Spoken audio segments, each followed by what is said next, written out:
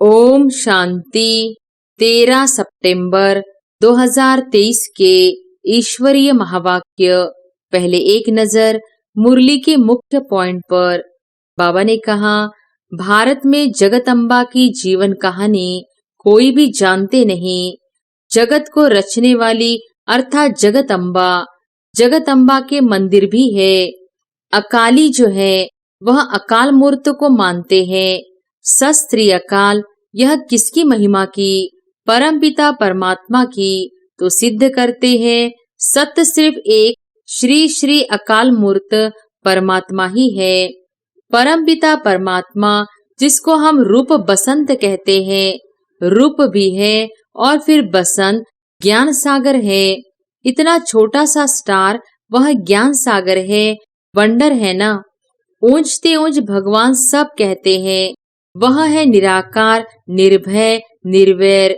उनका कोई के साथ वैर नहीं है, तुम्हारा भी कोई के साथ वैर नहीं है। तुम सबके कल्याणकारी हो। अगर किसका वैर है तो उनको हाफ कास्ट कहेंगे, आधा शूद्र आधा ब्राह्मण। और फिर बाबा ने कहा, कलयुगी तमोप्रधान संस्कार भरे हुए हैं, वह निकलने हैं। अभी तुमको न देवता न शूद्र, बीच का ब्राह्मण कहेंगे। विष्णु को भी 4 भुजा दिखाई है, 2 भुजा लक्ष्मी की, 2 भुजा नारायण की। जैसे रावण के 10 शीश दिखाते हैं, 5 स्त्री के विकार और 5 पुरुष के। पहले पहले मुख्य विकार है देह अभिमान, फिर और विकार नंबरवार आते हैं। जब संपूर्ण बन जाते हैं तो सूक्ष्म वतन में फरिश्ते बन जाते हैं। तुम भी फरिश्ते बन जाते हो। वहाँ तुम्हारा शरीर हड्डी मांस का नहीं होता है, उनको फरिश्ता कहा जाता है। सतयुग में कोई 8-10 भुजा वाली देवियां नहीं होती हैं। सेकंड नंबर में है राम सीता, वह भी यहाँ राजयोग से पद पा रहे हैं। और फिर लास्ट में बाबा ने कहा, सतयुग को होली लैंड कहा जाता है, इसको अनहोली लैंड कहते हैं। बहुत पुराने पतित हो गए हैं, नए को पुराना बनना ही है। शरीर भी पहले नया फिर पुराना होता है। तुम सब पार्वतियां हो, तुम जन्म मरण में आते हो और सदगति को पाने के लिए कथा सुन रहे हो। तुमको तो बिल्कुल निर्भय रहना है। शरीर को कोई मारता है, आत्मा को थोड़ी ही मार सकते हैं जो डरना चाहिए। निर्भय होने की बड़ी समझ चाहिए। बाप भी निर्भय तो बच्चे भी निर्भय।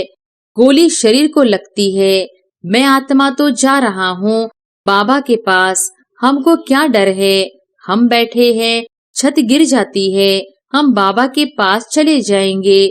निर्भय होने में टाइम लगता है। तुम हो जगदम्बा के बच्चे, शिव शक्ति सेना। और अब सुनते हैं महावाक्यों को विस्तार से। मुरली का सार। मीठे बच्चे, तुम्हारा किसी से भी वैर नहीं होना चाहिए, क्योंकि तुम हो सबके कल्याणकारी। वैर रखने वाले को हाफ कास्ट ब्राह्मण कहेंगे। प्रश्न है, कौन सी स्मृति बुद्धि में सदा रहे तो निर्भय बन जाएंगे? उत्तर है, सदा स्मृति में रहे कि हम सचखंड के मालिक देवी देवता बन रहे हैं। शरीर को कोई मारता भी है, लेकिन आत्मा को मार नहीं सकता। गोली शरीर को लगती है, मैं आत्मा तो जा रही हूँ बाबा के पास, हमको क्या डर है। हम बैठे हैं, छत गिर जाती है, हम बाबा के पास चले जाएंगे। इसमें डरने की कोई बात नहीं, ऐसा निर्भय बनना है। गीत है, माता ओ माता तू है जग की भाग्य विधाता। ओम शांति। बच्चों ने जगदम्बा की महिमा सुनी। अब मनुष्य तो सिर्फ गाते रहते हैं। जगदम्बा के मेले लग रहे हैं। यह फिर है संगम, बच्चों का बाप के साथ मेला। बाप है तो माँ जरूर है। भारत में जगदम्बा की जीवन कहानी कोई भी जानते नहीं। जगत को रचने वाली अर्थात जगदम्बा, जगदम्बा के मंदिर भी है। अभी तुम बच्चों को समझ मिली है, ज्ञान का तीसरा नेत्र मिला है। अभी तुम बच्चे जानते हो, जिसका यादगार बना हुआ है वह जरूर सृष्टि के संगम पर आए होंगे। इनको जगदम्बा कहा जाता है। जगत पिता प्रजापिता भी है ना। इस बेहद ड्रामा का आदि मध्य अंत क्या है और मुख्य एक्टर्स कौन से हैं यह कोई नहीं जानते। हीरो हीरोइन भी एक्टर होते हैं ना। सिर्फ 2 नहीं होंगे, जरूर उनकी सेना होगी। जगदम्बा की भी सेना होगी। उनको शक्तियां भी कहा जाता है। शक्ति सेना नामी ग्रामी है। शक्ति कहाँ से आई? जरूर सर्वशक्तिमान परमपिता परमात्मा से ही शक्ति ली होगी। यह तो सब मानते हैं। ऊंचते ऊंच भगवान है, उनको ही सत श्री अकाल कहते हैं। अकाली जो होते हैं वह निराकार को मानने वाले होते हैं। सिख ग्रंथी गुरु नानक को मानते हैं।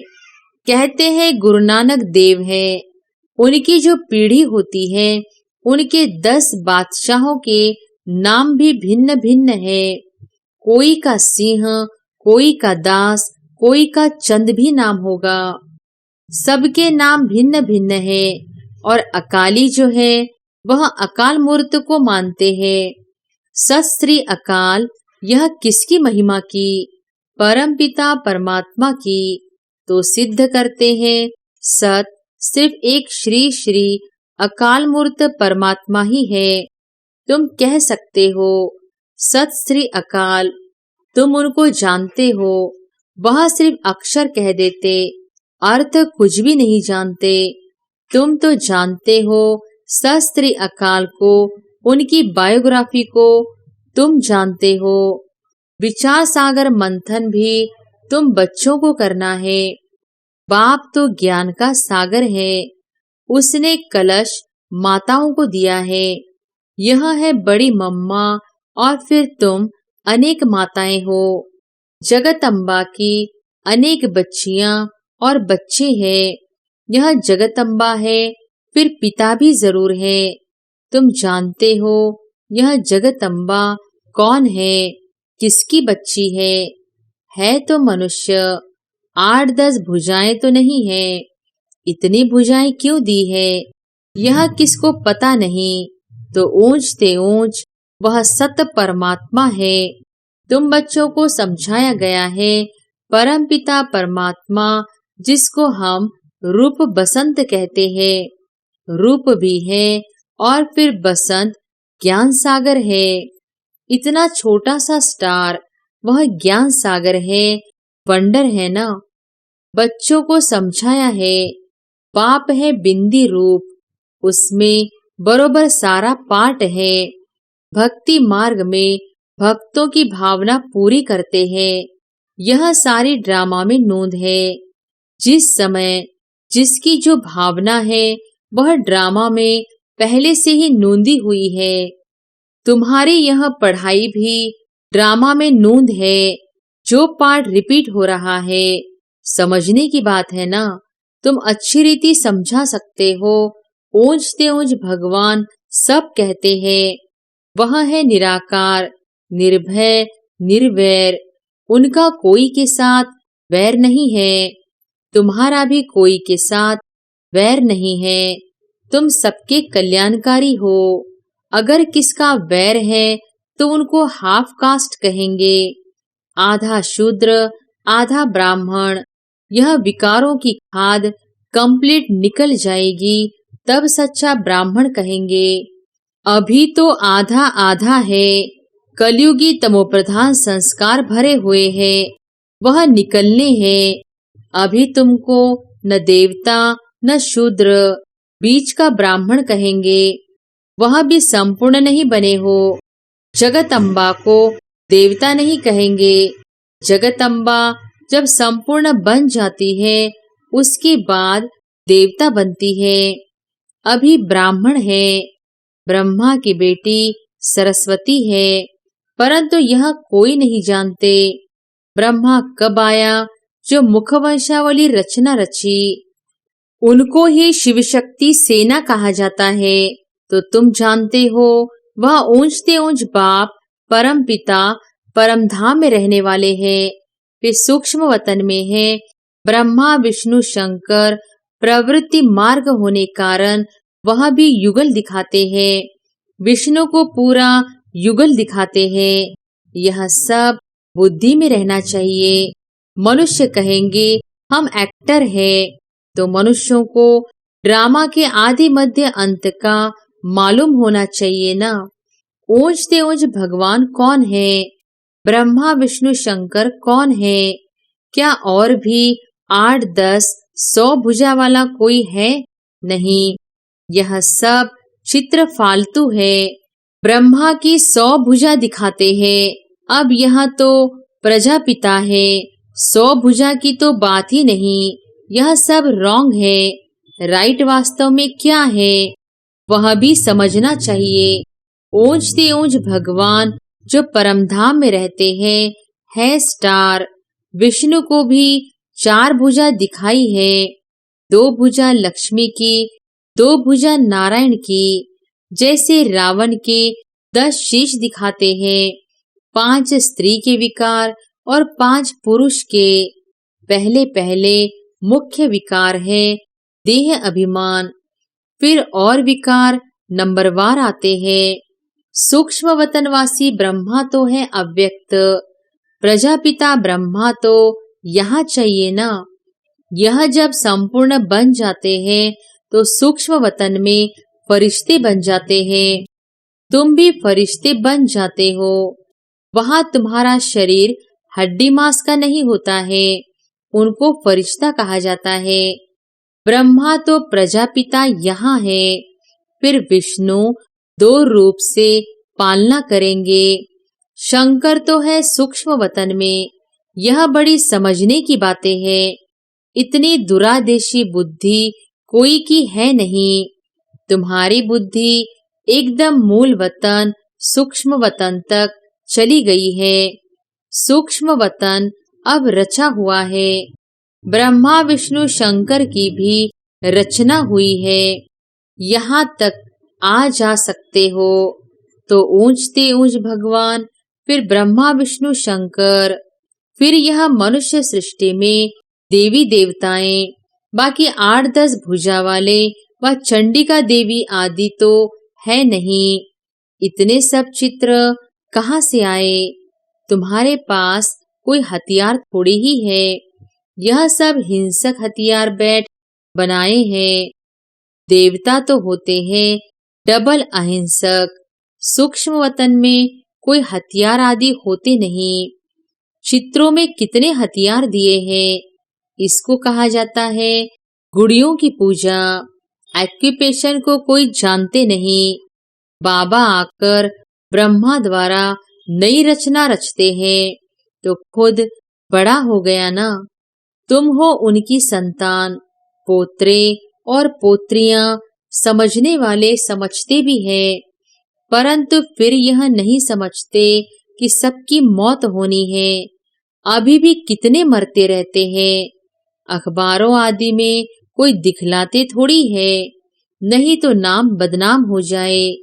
भूख बहुत मरते हैं। एक समय मुश्किल से 2 रोटी मिलती है। तुम बच्चे जान गए हो सतयुग में लक्ष्मी नारायण का राज्य चलता। 2 भुजा वाले ही मनुष्य है। बाकी सतयुग में कोई 8 10 भुजा वाली देवियां नहीं होती है। सेकंड नंबर में है राम सीता। वह भी यहाँ राजयोग से पद पा रहे हैं। कितनी सहज बात है समझने की। बाप कहते हैं तुमने बहुत वेद शास्त्र पढ़े हैं, अब तुम मेरे से सुनो और जज करो। मैं तुम्हें सत्य सुनाता हूँ या वह सत्य सुनाते हैं। अगर वह सत्य सुनाते हैं तो तुम सत्यनारायण की कथा से सत्यनारायण क्यों नहीं बने हो? अभी तुम प्रैक्टिकल में सत्य बाबा से सत्य कथा सुन रहे हो। नारी से लक्ष्मी, नर से नारायण बनने की यह कथा है। जरूर प्रजा भी बनेगी। फिर सिर्फ लक्ष्मी नारायण जाकर तख्त पर बैठेंगे। यह देवी देवताओं की राजधानी स्थापन हो रही है। फिर सतयुग में आकर राज्य करेंगे। वहां राजाओं को लश्कर आदि कोई होते नहीं। लश्कर विकारी अनहोली राजाओं के होते हैं। वह तो है होली राजाएं। सतयुग को होली लैंड कहा जाता है। इसको अनहोली लैंड कहते हैं। बहुत पुराने पतित हो गए हैं। नए को पुराना बनना ही है। शरीर भी पहले नया फिर पुराना होता है। यह तो बुद्धि में बैठना चाहिए ना। मनुष्य होते हुए भी ड्रामा के आदि मध्य अंत को नहीं जानते।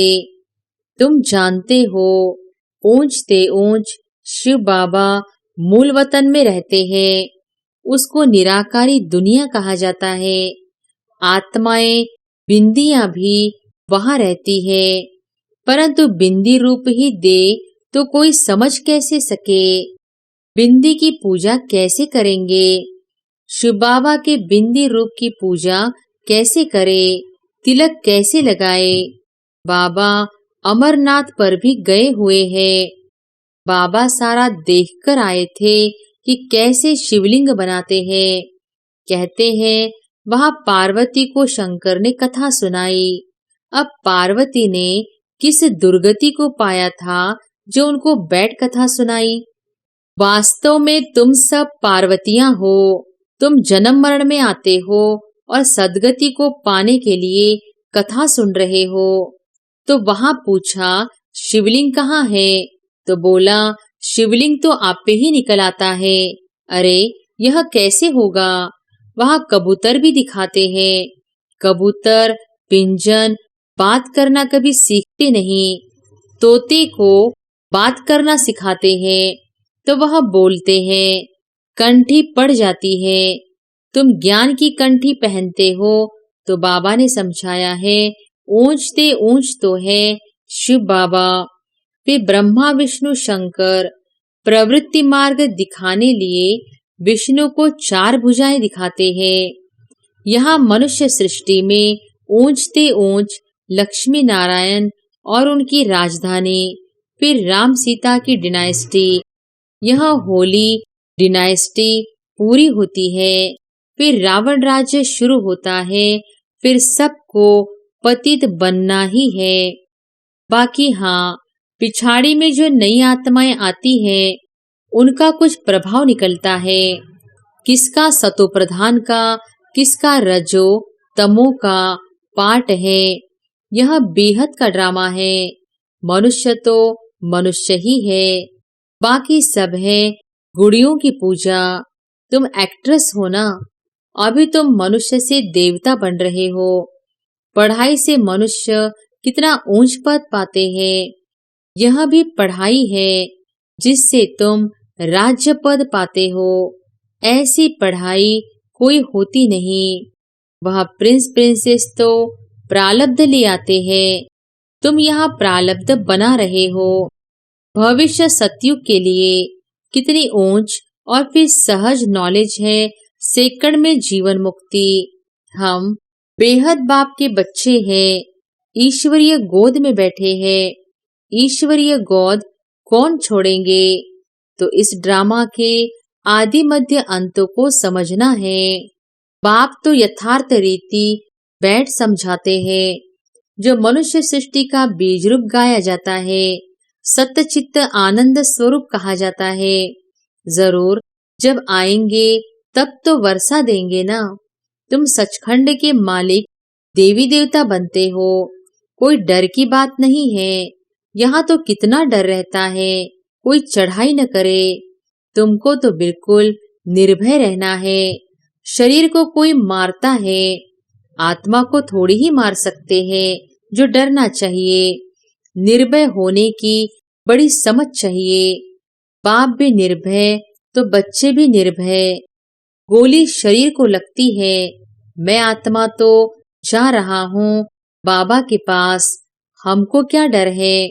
हम बैठे हैं, छत गिर जाती है, हम बाबा के पास चले जाएंगे।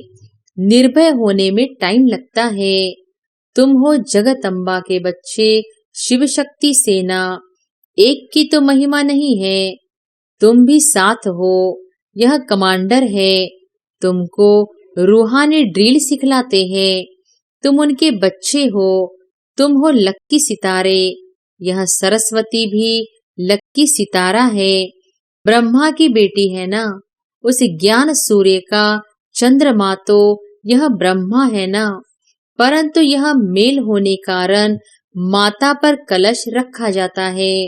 अच्छा, मीठे मीठे सिकिलदे ब्रह्मा मुख वंशावली ब्राह्मण कुलभूषण स्वदर्शन चक्रधारी बच्चों प्रति मात पिता बाप दादा का दिल व जान सिक व प्रेम से नंबरवार पुरुषार्थ अनुसार याद प्यार और गुड मॉर्निंग। रूहानी बाप की रूहानी बच्चों को नमस्ते। धारणा के लिए मुख्य सार। पहली पॉइंट, कलयुगी तमोप्रधान संस्कारों को निकाल सच्चा ब्राह्मण बनना है, किसी से भी वैर नहीं रखना है। दूसरी पॉइंट, निर्भय बनने के लिए आत्म अभिमानी रहने का अभ्यास करना है। हम शिव शक्ति सेना है, हमें तो सचखंड का मालिक बनना है, इसी नशे में रहना है। वरदान है, कलयुगी वायुमंडल में रहते हुए उसके वाइब्रेशन से सेफ रहने वाले स्वराज्य अधिकारी भव। कलयुगी वायुमंडल में रहते हुए उसके वाइब्रेशन से सेफ रहने वाले स्वराज्य अधिकारी भव। स्वराज्य अधिकारी उसे कहा जाता जिसे कोई भी कर्मेंद्रिय अपनी तरफ आकर्षित न करे, सदा एक बाप की तरफ आकर्षित रहे, किसी भी व्यक्ति व वस्तु की तरफ आकर्षण न जाए। ऐसे राज्य अधिकारी ही तपस्वी है। वही हंस बगुलों के कलयुगी वायुमंडल में रहते हुए सदा सेफ रहते हैं। जरा भी दुनिया के वाइब्रेशन उन्हें आकर्षित नहीं करते, सब कंप्लेन समाप्त हो जाती है। स्लोगन है, बुरे को अच्छे में बदल देना ही ऊंच ब्राह्मणों की श्रेष्ठ शक्ति है। अच्छा, ओम शांति।